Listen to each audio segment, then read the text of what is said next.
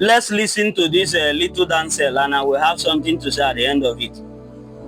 So I watched a video on slave trade and I learned some things about slave trade. So my question is that throughout the time that slave trade actually happened, and there were Christians, missionaries, and all those things, and people actually knew about Christ, why didn't God come through for at least, even though it's the people that believed in Him? Okay, let's know that it's about Him alone. So why didn't He come through for the people that believed in Him for hundreds of years? Like, why didn't He do that if He so loved the world that He could do anything?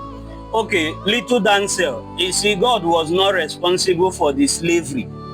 As a matter of fact, He wanted slave trade to not to even happen in the first place.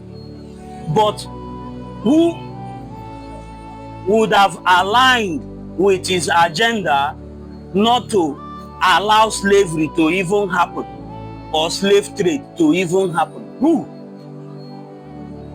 A lot of things they have said over time about the character and nature of God is not true. It's injustice on the character and nature of God. Our religious leaders have misrepresented God, even misrepresented the coming of Jesus on earth.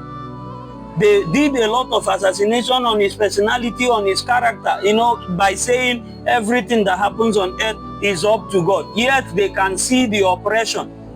The God that doesn't want oppression, yet oppression is happening on earth. They can see marriage is failing. Does God want marriage to fail? Yet marriages are crashing down on daily basis. They see the massacre of innocent people. Does God want innocent people to die?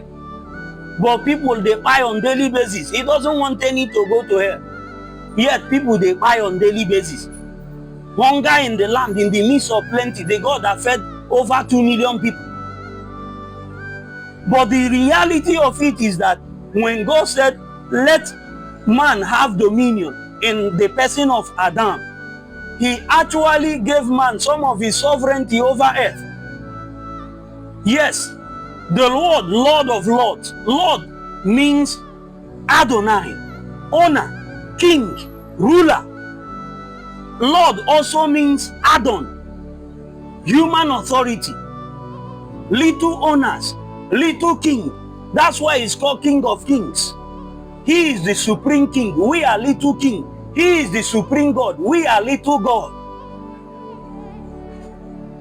So everything that happens on earth is not up to Him, but up to man. The most powerful force, I have done a message on this. The most powerful force on earth is not God, but man. The will of man is the most powerful force on earth. Man is in charge of this earth. When we talk like this, religious people cannot comprehend it. Yet, they are seeing themselves on daily basis suffer in the midst of plenty, being oppressed. And the God, they say that everything that happens on earth is up to Him, cannot come to their rescue. People are dying on daily basis and going to hell, and yet God cannot override their will. The most powerful force on earth is the will of man. During that time of slavery, maybe nobody was ready to align with God's agenda for emancipation of slave trade, to stop it. That is it.